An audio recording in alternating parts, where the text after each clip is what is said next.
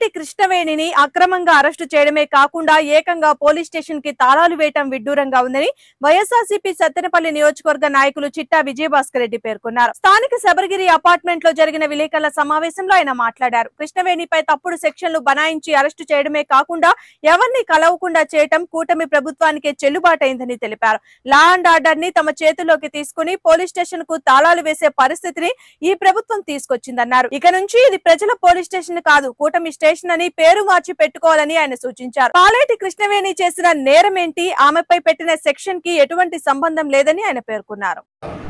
లేదా police station మీద కూటమి ప్రభుత్వం పోలీస్ స్టేషన్ అని పేరు మార్చుకోండి, తప్పేంటి.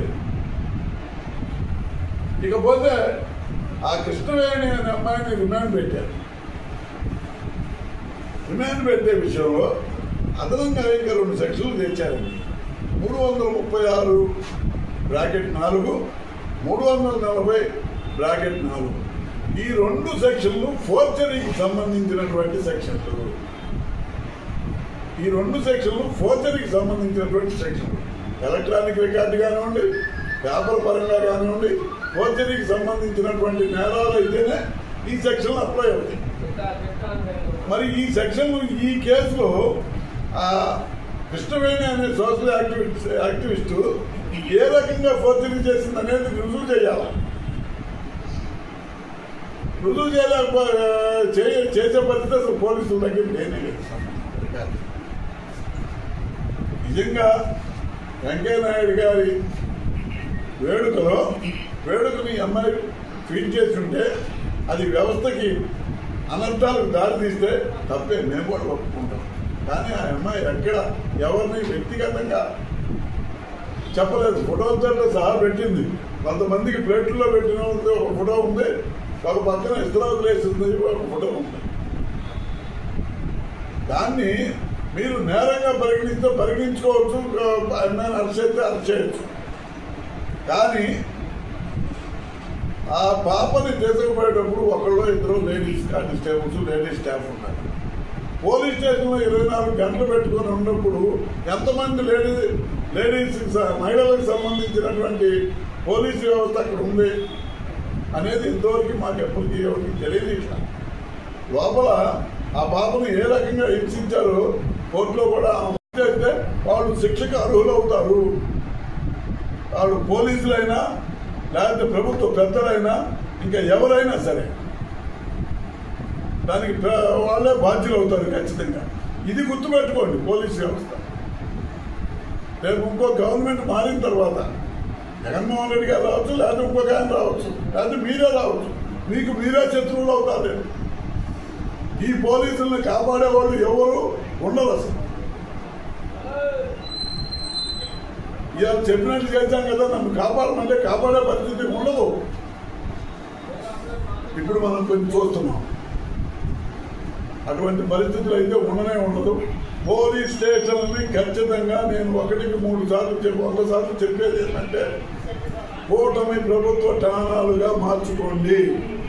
మీ ఇష్టం వచ్చినట్లు తాళాలు వేసుకోవచ్చు, మీ ఇష్టం వచ్చినట్టు తీసుకోవచ్చు, మీ ఇష్టం వచ్చిన వ్యక్తుల్ని అరెస్ట్ చేయవచ్చు, మీ ఇష్టం వచ్చిన వ్యక్తుల్ని దుర్మార్గం చేయవచ్చు.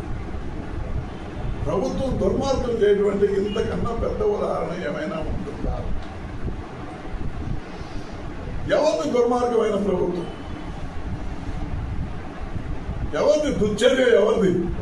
ప్రత్యక్షంగా మనం చూసాం.